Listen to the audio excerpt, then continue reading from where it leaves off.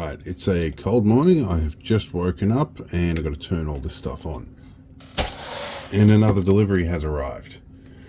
So let's find out what this is. I think I can predict what some of this is.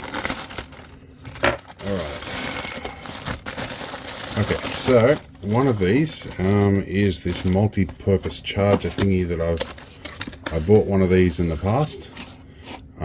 And they've sent me the wrong lead again, but I'll find a figure 8 lead and make that work. I'm gonna yawn and it's tired. It's early in the morning. These are good. I've already got one. Seemed to do the job okay. This is an NVMe enclosure, and these are some of those thingies. These are USB-C to USB-A adapters. Nothing terribly special there. This is an SSD enclosure that I plan to put an SSD in, yeah, hopefully this will work. See what we get. And it slides out. Yes, it seems to be pretty good. Self-powered by USB. Metal enclosure. Not too bad.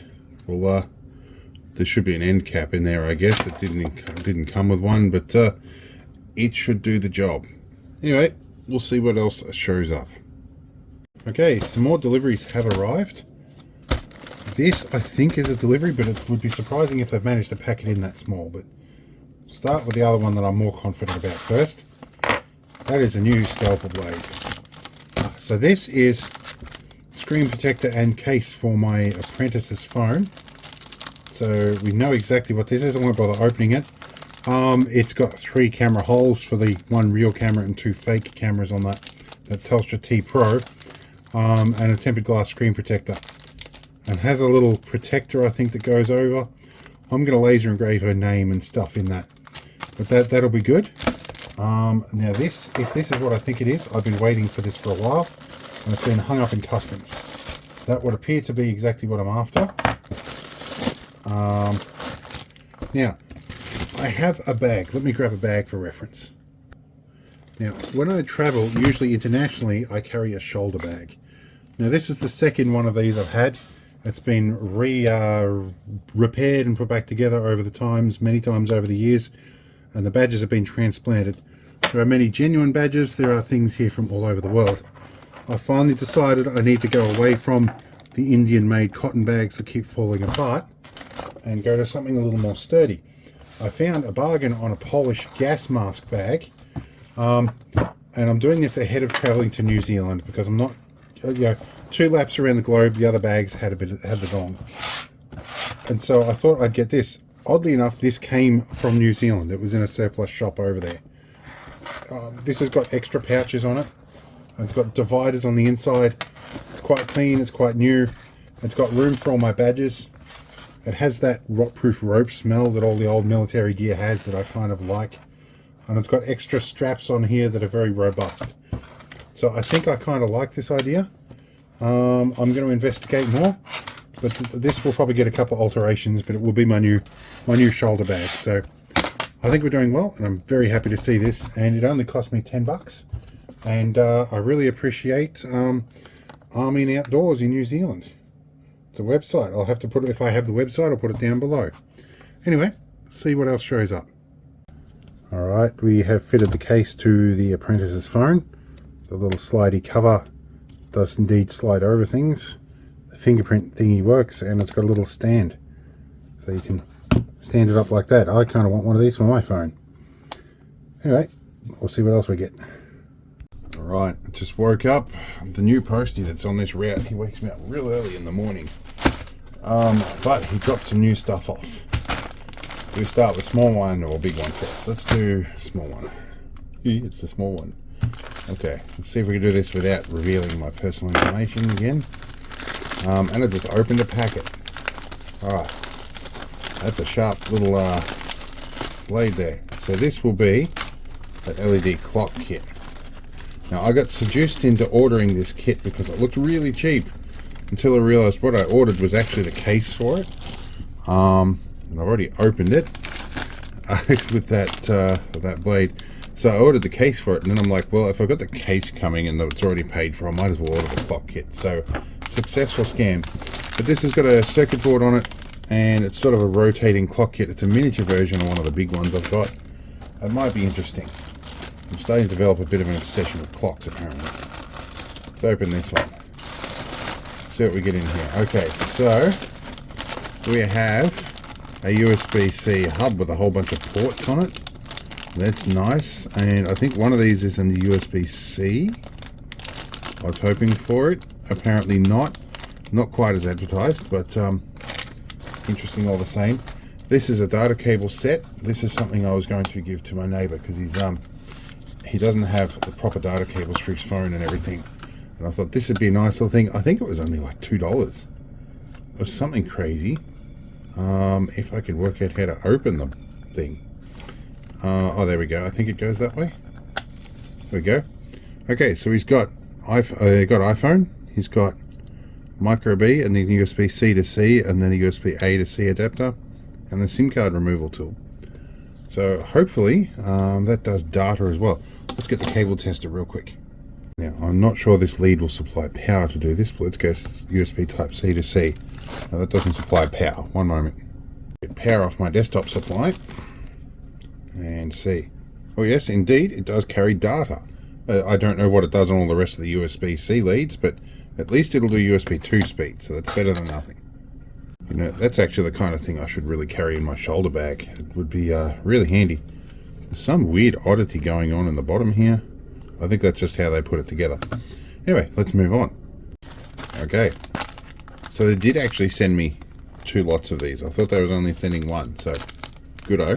I've got an extra set. What else are these?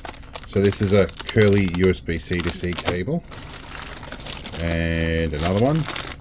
And another one. There's 3 of them. 4 of those. Good. They are going to be handy. And some more of those. Okay. So they did actually send me... I've got an extra set.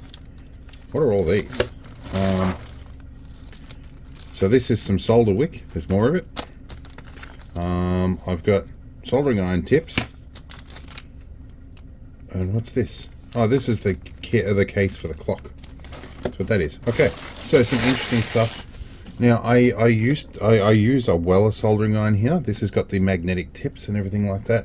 But for the smaller stuff, I use these tips. And this soldering iron is one of the Chinese ones. It does wear out very quick. Fortunately, tips are very cheap if you hunt around and find the deal, so they give you the whole lot. And some of these I can put them in the lathe and machine them down to the shape that I want. So it's worth it. That is about the cost. All of those is about the cost of one of these, or rather 3 sets of these is about the same cost. But this has lasted me 20 something years, and that was a soldering iron I got my late brother rescued out of the back of a car at the wreckers that had been in an accident, and it was rolling around in the boot. So yeah, interesting stuff. Right, that's all I've got for the moment. We'll see what else shows up this month. Alright, we have some more stuff arrive. It's a donation by way of channel support of Fat Ninja. We have a HDMI to HDMI plus audio HDMI converter. There we go. So this is an audio extractor converter. So I'm not sure if you inject audio into HDMI or if you get it out, or you do both. But we have SB-diff, so we have digital audio or optical audio out and HDMI out. So you have a 5.1 channel and a 2 channel pass through, DC 5 volt in. So obviously this takes a signal in and splits the audio out and goes digital audio out. So that's interesting, useful stuff. There was a stack of CPUs here. They're probably going to strip it apart for parts. This one's a slot CPU with the heatsink removed. It's an old AMD. I'm not exactly sure which one this is. Anyway, it's just interesting to see old ones like that. What other CPUs do we have? But these are probably not going to get reused. These will be old ones. We have an AMD Sempron. I think AMD A6 3600. What do we have here? It's an Intel from 2004. I'm not sure exactly which one it is. This one I'm not going to bother cleaning the lid off. This looks like a Xeon though. This is another Intel from 2006. An Intel from 2004. Intel from some year. I can't be bothered working out what that is. These two look like a couple of other Xeons in here. These are pinless ones, but I might stick them aside. We'll give them a clean off at some point. And this is another, possibly another Xeon. Don't know, that's the package I recognise. This one's an interesting one. It's got some Kapton tape all over it. It looks like an Intel, and it's a very high pin density. I'm not sure what that's come out of. I'm a little curious about this. I'm going to peel the top off real quick. Well, this one has Intel 2009 under the Kapton tape, so, and the pin density tells me it's probably a little bit quicker, but it's interesting stuff. I'm not sure what we'll do with them, but they are interesting curiosities. We'll have a look in this too. Okay, now for this. I've been given one of these before. It gave me another one, which is also brand new. This one's brand new. Has a 12-volt plug pack, a wall mount, and some drive brackets. But these are a mini PC. I modified the last one of these to be just an offline Minecraft client. But this one's apparently got some goodies in it. Now the old one's up there, and it's I put a fan on it. These things run very hot until you put a fan on them, then they run actually quite nicely. But there isn't much area for the air to actually convect through here, and there's no fan in them. But this does have a standard SATA drive bay in it, and they have an NVMe slot. So we're going to pop this open and see what's in it. Okay, we've got the 4 screws out. Pop the back off. And there is a drive in this. It's an SSD. It's a Kingston. A 120 gig Kingston SATA drive. And I have the shakes a little bit here today. Alright, we'll put that cover on. Then we've got to pry the top off. Now, if I recall opening these, you do need to be a little gentle because the Wi-Fi antennas are permanently attached on the top, rather they're like stuck down with tape. And that's the one I just ripped one off. We'll have to attach that back on there in a minute. However, there's a nice little SSD in here. This is a 1 terabyte SSD. This is a nice little bonus to find in here. That is going to be good because I will take that overseas with me as my backup storage, I think. That'll be good. And it also means that, well, these have 64 gig of eMMC on board already. So, you know, this will work, I guess, for a client of some kind. I'll put that screw back in later. In any case, it's a nice donation, and we'll move on and see what else shows up. Okay, another day, another delivery. Got this here. This is probably going to be something mundane, and by the weight of it, I think I know what it probably is. So it'll be nothing terribly amazing that I'm not going to do a video on. If I can get into this thing. Can I? Here's a little hole in here. Here we go. Alright, let's have a look. There's an invoice in here. Let's just peel that out. Alright. Oh yep, they're new insoles. So, fun fact, I have big feet. So, these are insoles. I have new boots coming, but this should tide me over till the new boots get here. But there, these will be like size 12s. These are supposed to be trimmed to size, but I don't need to trim them to size. So, yeah. Alright, we'll see who else that is. We've got a visitor. Okay, another delivery has arrived, and this one I got a little excited and opened in the car on the way home. So we'll have a look here. This is a DJI Neo. It's a really super light little drone. You don't get much in the packet. But I wanted a headless drone. This time I didn't go the flame wall combo. I just got the drone. If I can remember how to open the bag again. It's got a, like this resealable membrane thingy on the top. That is right there. Okay, so this one, I will admit, it's already gone for a fly. So I'm a little bit up to speed, but I did a lot of homework. This is like a 130 gram drone. It's as light as hell. And it's got prop guards everywhere that are removable for the most part. And it can fly headless. You can launch it off your hand and make it hover right here. And then you stick your hand under it, it'll land back down again. You can use a traditional controller, you can use your phone. But for traveling overseas, this also subverts the need for registration in the area that I'm traveling to. So this will be very good. Good just for a few, like the shots of the family, a couple of little elevated panoramas, just all around handy, and it charges off USB-C. So reduces the bulk of what I need to carry massively. So hopefully it will be very nice. And we get at least 2 spare props in here, a USB-C to C cable, and a screwdriver that helps you change the props, which I haven't looked into how to do yet, but we'll get there. But it is an exceptionally light thing. It's got a removable battery, no SD card slot. So the storage you have is the storage you've got, which is about 22 gigabytes. Out of the box, it seems to be recording in 4K 30 frames. It did speak to me in Chinese and English when I first pushed the button to tell me what mode we're in. But you can choose from 6 modes and just do stuff without even having a controller. So not too bad, but you are warned, don't fly it over water, especially if you haven't got a controller connected to it or a phone, because if it doesn't have return to home when it's flying headless. It'll just land where it lands. There is a manual here that is a bit thinner and smaller than some of them, but yeah, this is basically what you get in the base one, and I can't knock it back at 300 Aussie dollar dues. So anyway, we'll see what else we get. Also, because I have some overseas travel coming, I have this delivery. Now, fun fact, in some countries where they have problems with soil-borne bacteria, they won't let you in if you've got dirty shoes. At least they'll take your shoes off you. So, we have a new pair of shoes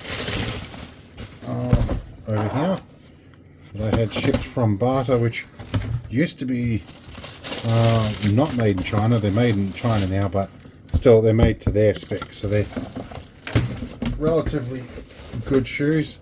And these have no metal in them, even though they've got a protective toe, including the zip, so you can get these through airport metal detectors without too much trouble.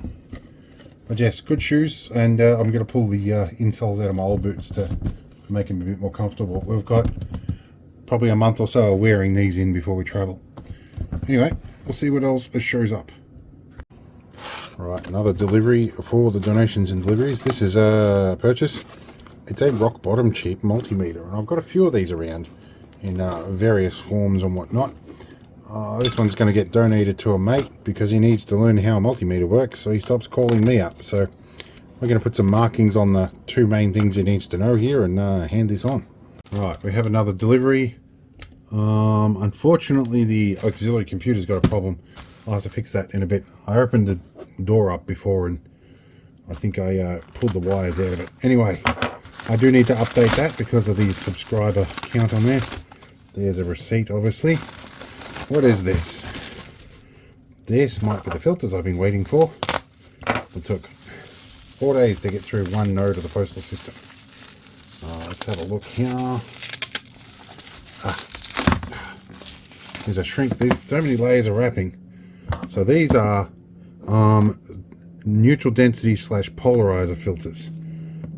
Let's see if I can get these out. And these should be for the DJI Neo, the little mini drone I got that you've probably seen earlier this month. I'm not sure how I've done this much stuff. I'm also just fresh out of oncology, so had my treatment for multiple sclerosis.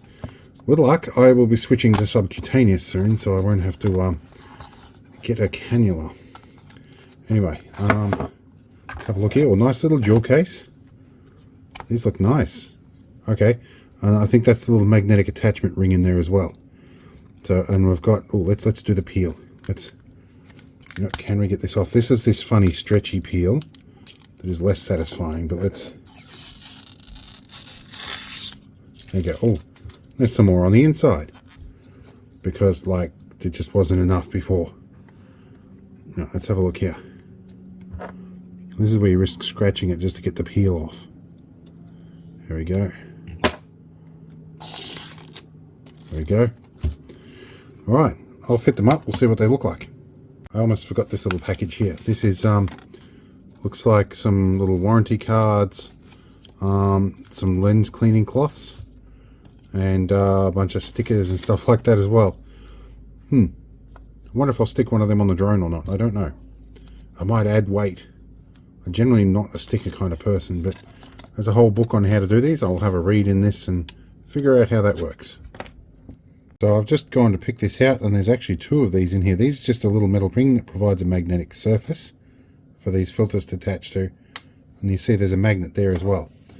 So I'm going to pull this off, and off camera, because it's a fiddly job, I'm going to stick one of these rings in there. All right, I've got that little metal ring on, but it is black on black. It's kind of hard to see if I've got it in the right position. But let's just pick one of these up, and we'll see if we can snap this on here. These are fiddly, but it should just snap onto that ring, I guess. Is that how we do it? I guess that's right. They're very light. So I guess we'll see what it looks like through the camera. Now, I tested it in this clip here with the no filter on it, and I forgot to gimbal it up a little bit, so it did adjust a bit funky. But you can see the sky is really horribly washed out. Then I went back to putting the ND8 on and gimbaled it up a bit, and you can see it actually adjusts kind of nicely. It slows down the shutter speed a little bit. It does all right. Then I put the ND16 on, which is these are all got polarizing layers on them as well, which is I'm going to fly around water. That's what I want. And then I think I did the ND32. I think that's a pretty good spread for Aussie sunlight, and I'm thinking possibly the 16 or the 32 is what I'm going to go with.